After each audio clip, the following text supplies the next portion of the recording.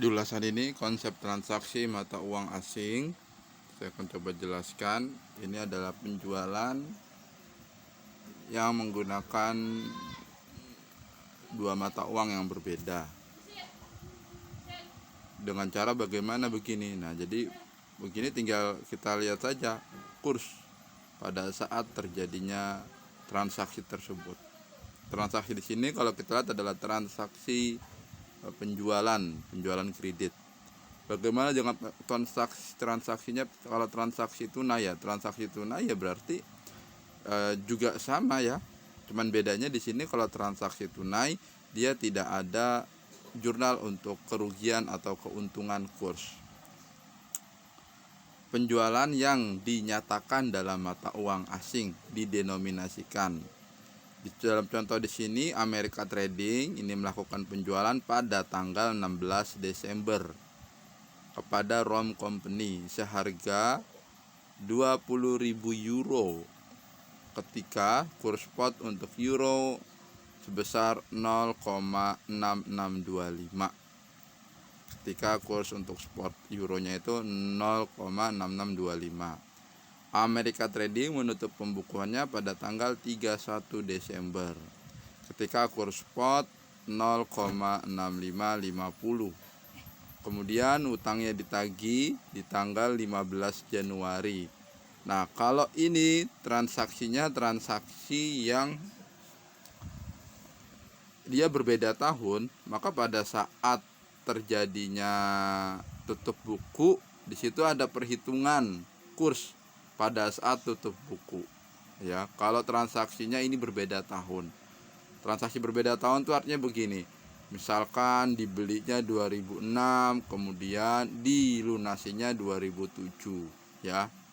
Dibelinya 2006, dilunasinya 2007. Di sini kan dilunasinya di tahun 2007 ketika kurs spotnya 0,677 dan menahan kas hingga tanggal 20 Januari ketika perusahaan mengkonversi euro ke dalam dolar AS. Nah, menahan kas di sini artinya uangnya dibiarkan ke mata uang yang semula, ya, ke mata uang yang semula. Niatnya bagaimana ini?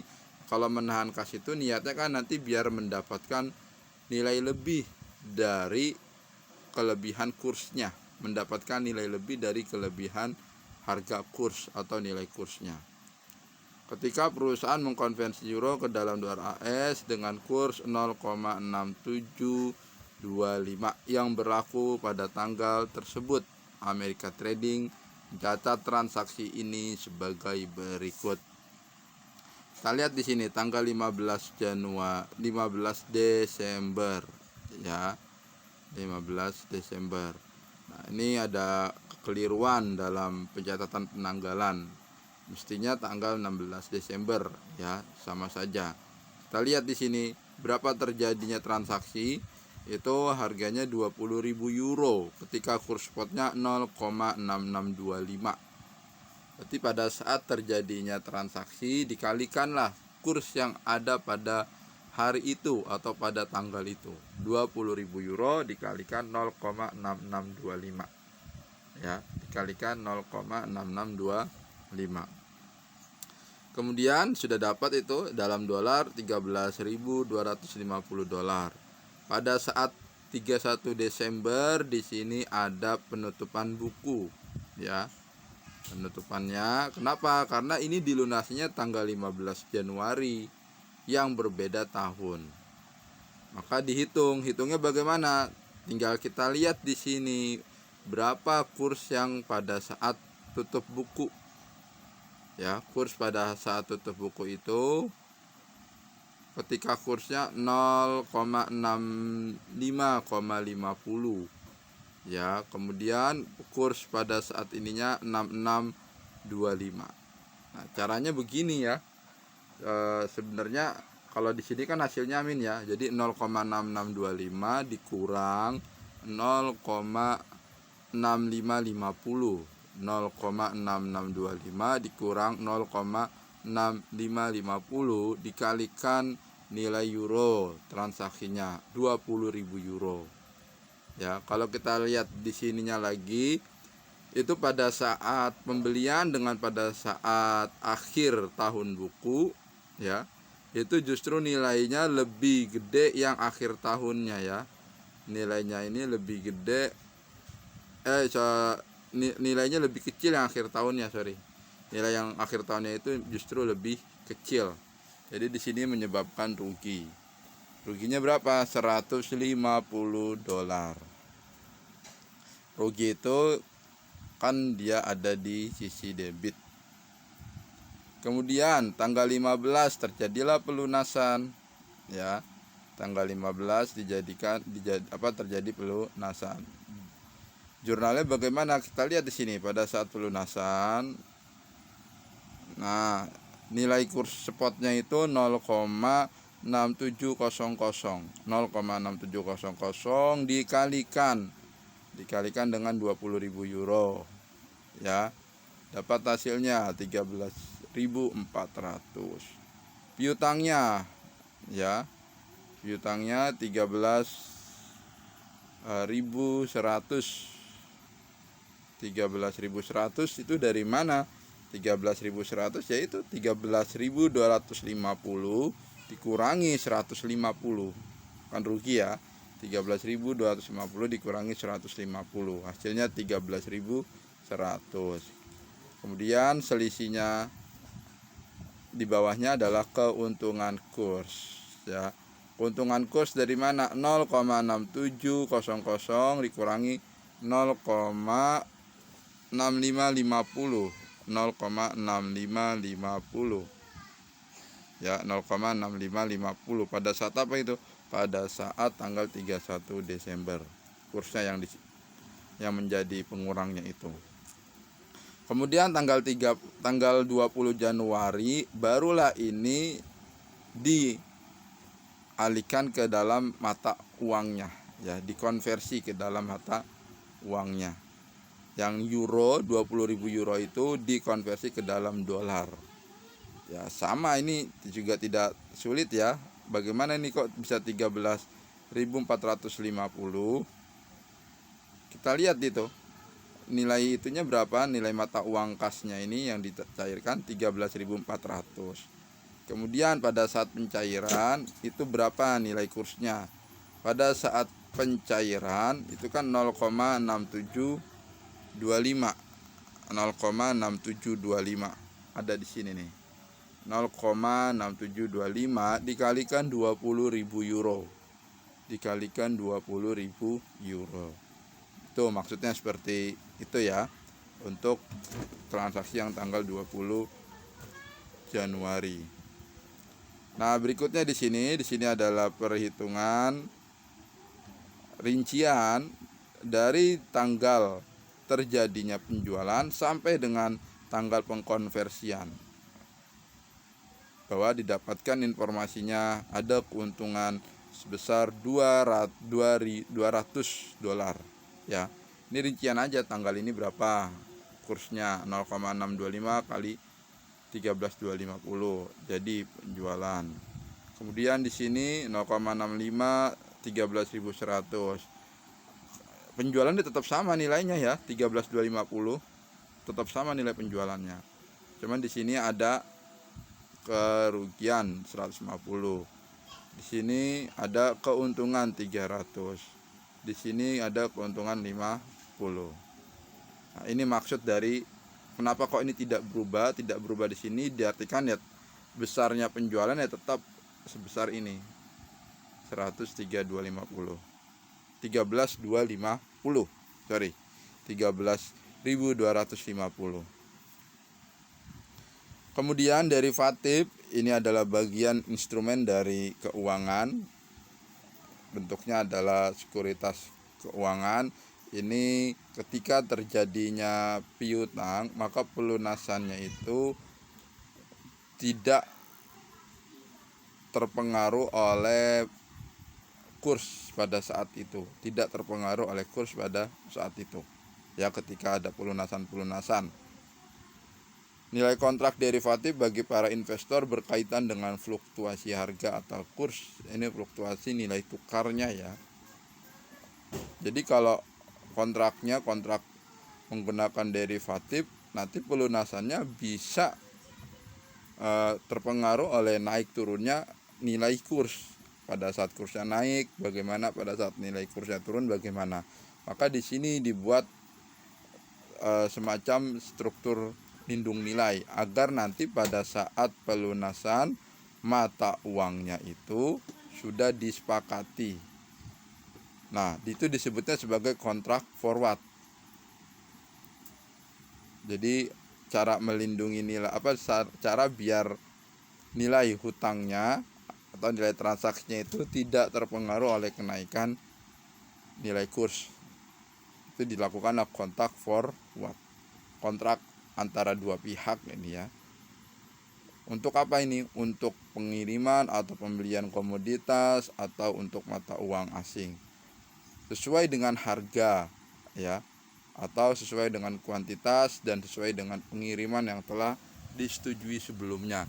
Jadi diharapkan tidak terpengaruh oleh misalkan kurs spot pada saat terjadinya transaksi segini, kurs spot pada saat akhir tahun nilainya segini. Nah, pada saat transaksi dan pada saat akhir tahun kan itu berbeda. Nah, kalau di kontrak forward tidak, ini untuk menghindari perbedaan itu ya. Untuk menghindari perbedaan itu. Penyelesaian tuntas ini memungkinkan pembayaran uang sehingga pihak yang terlibat dalam kondisi ekonomi yang sama seperti jika pengiriman terjadi.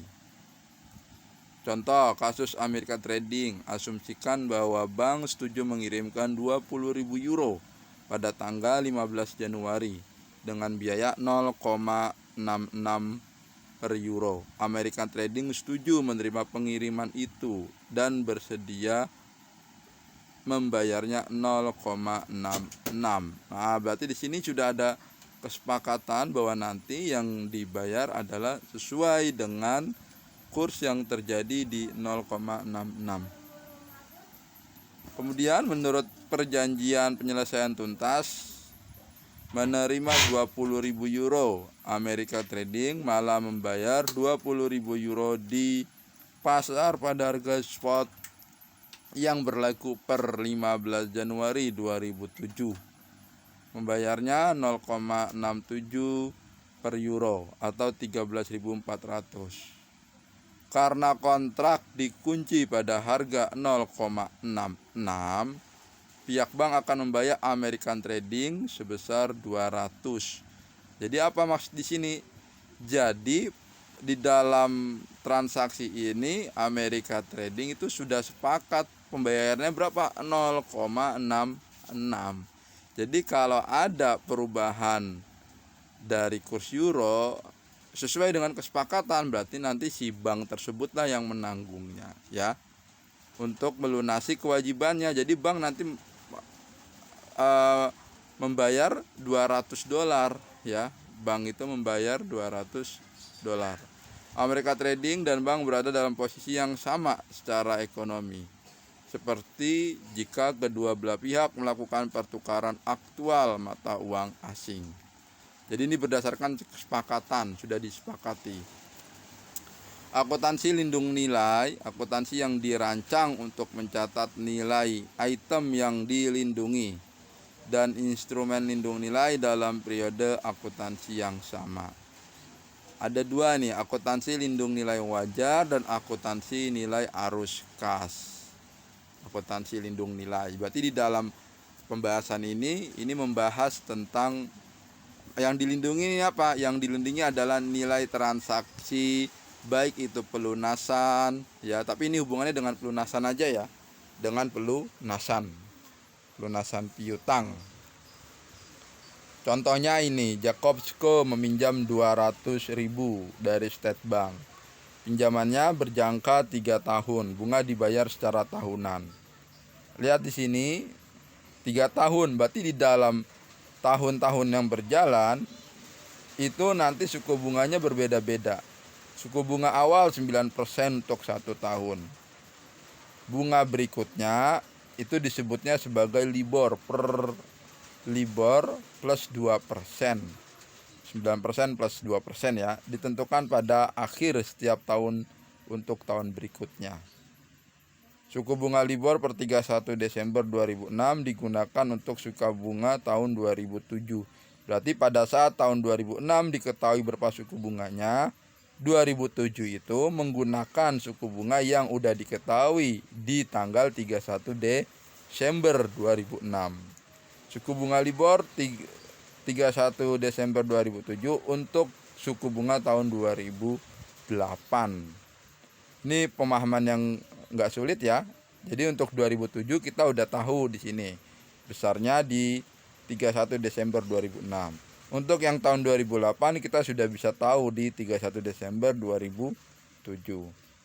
Kemudian resiko yang muncul adalah kenaikan suku bunga yang tidak diharapkan Jacobs-Co. Nah, Jacobs-Co ini mau melakukan perjanjian ini untuk menghindari itu tadi, tingginya bunga ya, tingginya bunga. Maka 1 Januari 2006 Jacobs sepakat dengan perjanjian pembayaran suku bunga tetap dan menerima swap suku bunga variabel dengan Watson untuk pembayaran transaksi. Jadi ini ada 3 pihak, Jacobs, bank, dan Watson ya. Jacobs, bank, dan Watson. Jadi nanti Jacobs tidak berhubungan dengan bank, tapi berhubungannya dengan Watson. Jadi Watson lah nanti yang akan membayar ke bank. Suku bunga yang dibayarkan Jacobs sebesar 9% pada saat terjadinya penerimaan pinjaman. Ini normal ya. 1 Januari 2006 $200.000 kas pada utang pinjaman. 31 Desember 2006 18.000 ya untuk mencatat pembayaran kepada State Bank. Beban bunga pada kas. Berarti ini dibayarkannya di tanggal 31 Desember. 200.000 dikalikan 9%.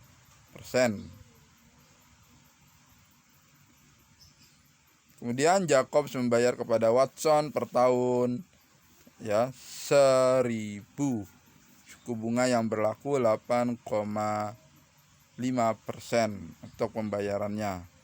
200.000 dikalikan 8,5%. Di tahun yang kalau kita lihat contoh di sininya di tahun 2007 baru kemudian Jacobsnya bayarnya hanya 8,5%. Padahal suku bunganya bisa berbeda dengan yang sudah ditetapkan di per tahunnya. 200.000 dikalikan 8,5%. Begitu juga dengan untuk pembayaran bunga 200.000 kali 9,25%. Beban bunga pada kas. Nah, ini bagaimana? Jadi di sini teman-teman tinggal melihat saja pada per tahunnya tersebut berapa suku bunga yang akan dibayar oleh si pihak yang mengutang. Berapa suku bunga yang akan dibayar oleh si pihak yang ngutang. Di tahun 2007 itu kan 8,5%. Ya berarti 200.000 kali 8,5%. 17 juta. Di tahun 2008 itu kan 9,25%. Berarti dikalikan dengan 9,25%. Nah, itu. Berikutnya, nah di sini akuntansi untuk pelindung nilai arus kas dari piutang usaha yang dinyatakan dalam mata uang asing. Lihat di sini kursnya ada kurs spot 2006, 2 November, 31 Desember, dan 30 Januari. Anggaplah di sini perusahaan Amerika Winkler Corporation menjual peralatan rumah. Harganya berapa? 10.000 dolar, 100 pound ya, 100 pound yang akan dibayar dalam 90 hari. Tanggal bayarnya 30 Januari. Dari 2 November itu ya, November, Desember, Januari. Itu 3 bulan ya, atau 90 hari. Selain itu, tanggal 2 November Winkler mengadakan kontak forward berjangka 90 hari dengan Ross Company untuk melindungi posisi piutang usaha bersihnya. Kontak forward harapannya nanti kursnya kurs yang sudah disepakati. Ada asumsi-asumsi di bawah ini. Suku bunga inkremental yang masuk akal adalah 12%. Kurs untuk ponnya ini sudah diketahui di sini. Cara kita menyelesaikan, pertama, bagaimana cara pembuatan jurnal pada saat terjadi penjualan. Jadi piutang usaha pada penjualan itu ya, 100.000 dikalikan, itu kan terjadinya pada tanggal 2 November. Kurs pada tanggal 2 November 1,6500. Nih kurs spotnya. Jadilah hasilnya berapa? 165.000 dolar ya, itu untuk mencatat penjualannya. Karena Winkler mengadakan kontak forward yang akan diselesaikan secara tuntas, tidak diperlukan ayat jurnal pada tanggal penandatanganan kontrak. Ingat bahwa jika kontrak tersebut merupakan kontrak future atau kontrak opsi, akan diperlukan ayat jurnal karena sejumlah bank telah dibayarkan oleh Winkler pada kontrak jenis tersebut. Baik piutang usaha yang didenominasi dalam mata uang asing maupun kontrak forward harus dikaitkan dengan nilai wajar pada akhir tahun 31 Desember. Jadi dalam soal ini kita nanti menghitung juga kurs yang terjadi di tanggal 31 Desembernya. Ya. Piutang usaha pada keuntungan kurs 1,660 dikurang 1,650. Ini kurs yang terjadi di tanggal 31 Desember. Ini ya. Kurang dengan ini. Dapatlah itu hasilnya ya. 1.000 dolar. Kemudian di sini penyesuaian kontak forward, kontrak yang berjangka 90 hari. Winkler akan menerima 1,638 per pon tanggal 30 Januari. 1638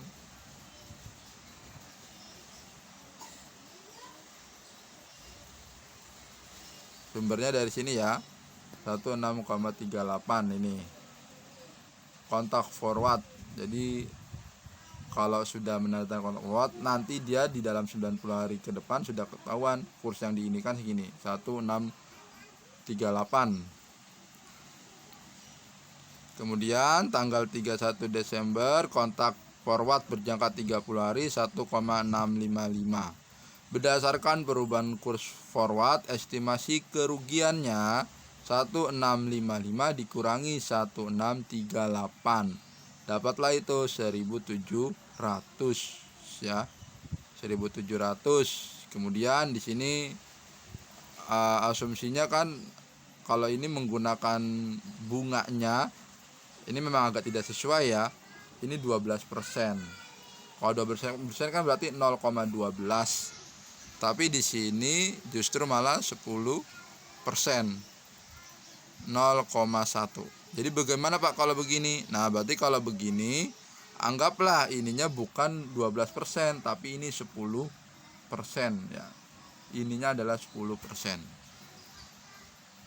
Dibuatlah di sininya 10% ya. 0,1. Kan kalau rumusnya percent value itu 1 ditambah rate-nya ya. Satunya itu 1 ditambah bunganya itu 10% atau 0,1. Berarti 1,1 pangkat 1. Ya.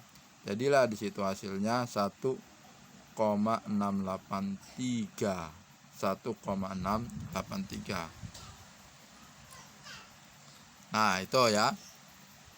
Bagian yang ini penjelasannya. Silakan diulas lagi dan bagian-bagian yang pentingnya. Jadi teman-teman tinggal melihat saja asumsi-asumsi yang ada di dalam soalnya. Berapa kurs spotnya, berapa kurs forwardnya, kurs forward 30 hari atau 90 hari.